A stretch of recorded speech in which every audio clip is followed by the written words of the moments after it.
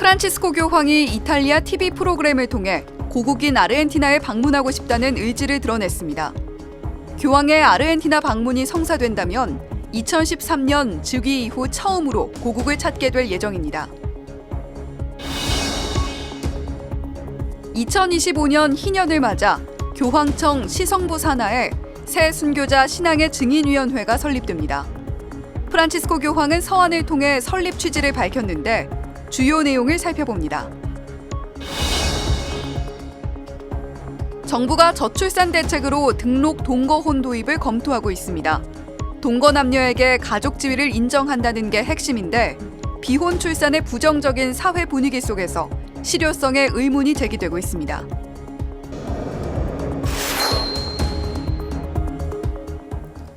시청자 여러분 안녕하십니까? 1월 15일 월요일 CPBC 뉴스입니다.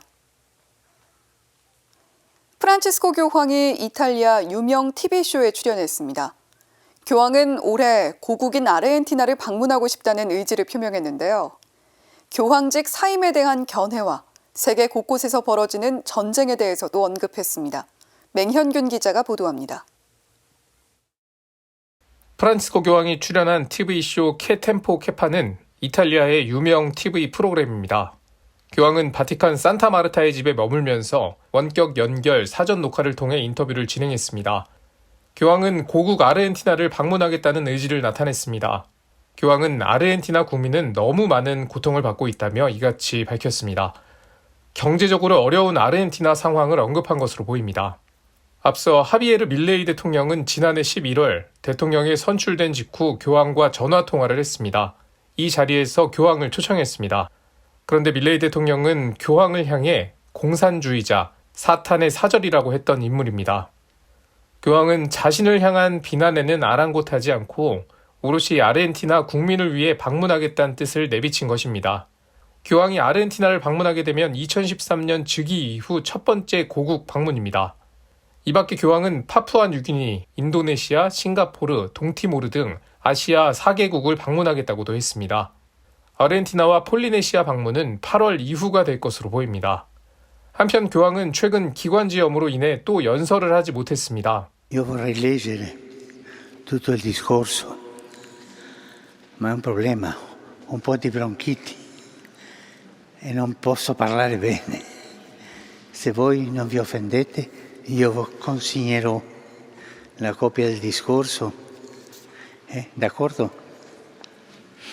Scusatemi, consegnerò perché la diano a tutti voi, ma ho tanta fatica al parlare con questo. Grazie della vostra comprensione. 인터뷰에서 교황의 건강 문제와 관련해 교황 사임설에 대해서도 다뤄졌습니다. 교황은 그것은 모든 교황에게 열려 있다면서도 현재로서 그것은 내 생각과 걱정, 감정의 중심이 아니라고 답했습니다.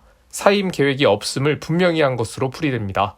이와 함께 교황은 전 세계에서 벌어지는 전쟁과 관련해 어린아이의 웃음을 빼앗는 전쟁은 범죄라는 점을 거듭 강조했습니다. CPBC 맹현균입니다. 2025년 희년에 앞서 교황청은 이미 준비에 한창입니다.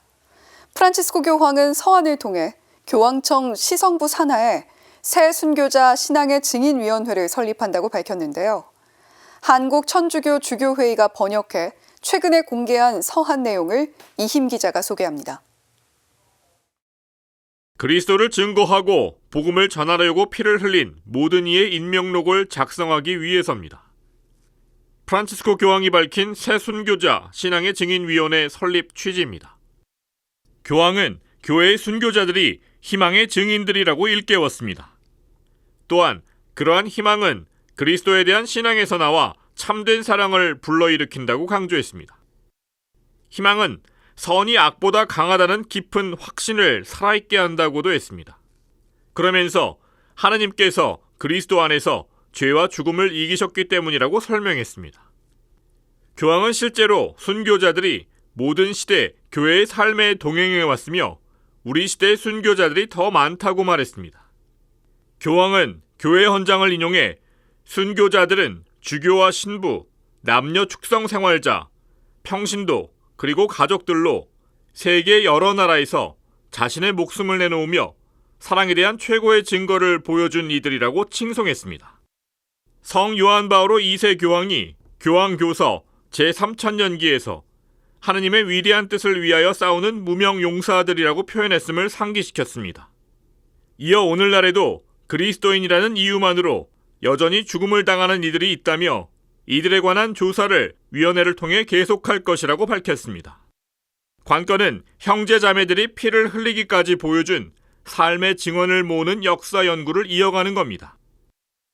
교황은 이들에 대한 기억은 가톨릭 교회에서만 이루어지지 않고 그리스도를 믿는 모든 교파로 확장될 것이기 때문이라고 그 이유를 설명했습니다. 새 순교자 신앙의 증인위원회는 이러한 활동을 통해 그리스도인들의 순교 증언들이 한 목소리로 울려 퍼지게 할 수 있을 것이라고 기대했습니다. 프란치스코 교황은 때로는 악이 이기는 것처럼 보이는 세상에서 이러한 임명록을 작성하는 것이 희년을 준비하는 상황에서 생명과 선이라는 대의를 길어올리는 것이라고 강조했습니다.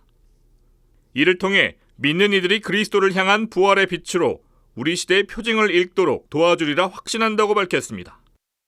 CPBC 이심입니다. 정부가 저출산 대책의 하나로 동거 남녀에게도 가족 지위를 인정하는 등록 동거혼 도입을 추진하고 있습니다.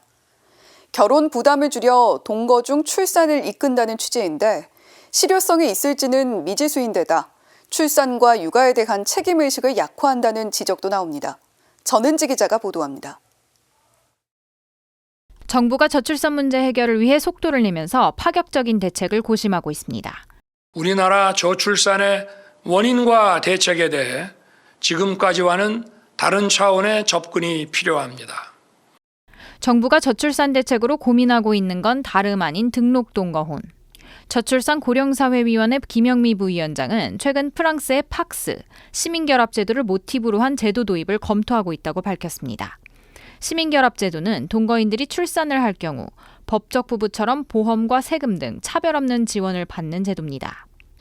1999년 프랑스에서 도입돼 출산율을 높이는 데 기여했다는 평가를 받지만 프랑스의 등록 동거혼 제도가 출산율 증가에 영향을 줬다는 구체적인 통계는 없습니다. 동거에 대한 우리나라의 20, 30대 청년들의 인식은 긍정적으로 변하는 추세입니다. 하지만 결혼하지 않고 아이만 낳는 비혼 출산에 대해선 절반 이상이 부정적이라는 조사 결과가 나왔습니다. 가톨릭교회 교리는 동거에 따른 출산을 분명하게 반대합니다. 남녀가 만나는 혼인 외에는 어떤 형태의 가족도 인정하지 않습니다. 비혼 부부의 출산 동기나 자격에 대한 검증도 우려할 만한 사안인데다 혼인과 가정, 출산에 대한 가치가 훼손될 수 있기 때문입니다. 프란치스코 교황은 권고 사랑의 기쁨에서 젊은이들이 혼인을 미루고 가정의 가치를 낮게 생각하는 사회 분위기에 대해 언급했습니다. 교황은 젊은이들이 단순히 동거하는 것만으로 얻어지는 사회적 기회와 경제적인 이익 때문에 비혼 동거를 선택한다고도 말했습니다. 하지만 혼인은 생명과 사랑의 내밀한 부부 공동체라는 것에 분명한 입장을 나타냈습니다. 자녀는 부부가 서로를 내어주는 일의 열매로 자녀는 다른 방법이 아니라 부부 사랑에서 태어나야 한다는 의미입니다.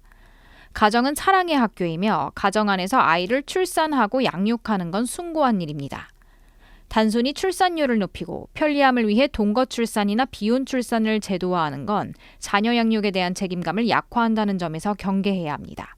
CPBC 전은지입니다. 안동교구는 주일인 어제 2024년도 사제 서품식을 거행하고 김우진 신부 등 3명의 새 사제를 배출했습니다. 안동교구는 14일 안동교구 가해전 마티아 성당에서 교구장 권혁주 주교 주례로 사제 서품식을 거행했습니다.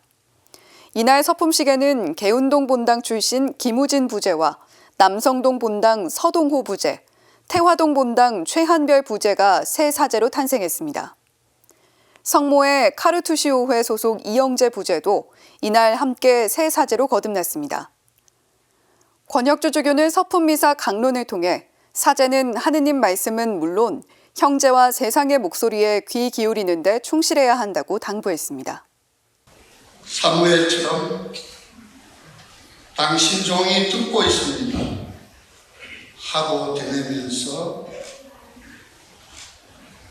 각자가 선택한 사제 소풍 선고 말씀을 듣고 마음에 새깁니다. 또한 복된 사제 생활을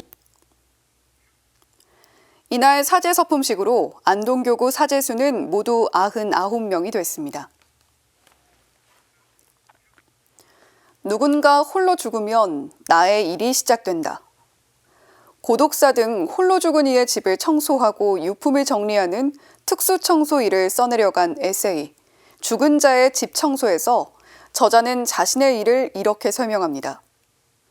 주변과 단절돼 홀로 생을 마감하는 고독사.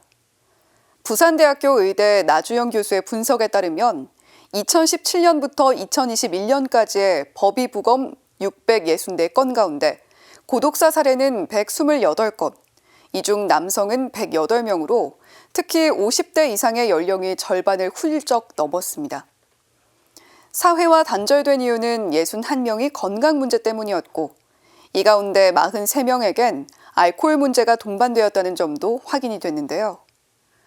죽은 자의 집 청소 책의 저자는 자신의 일은 죽는 자가 늘어날수록 활기를 띠는 비즈니스라며 죄책감이 내가 발을 디디고 선 땅이라고 표현합니다.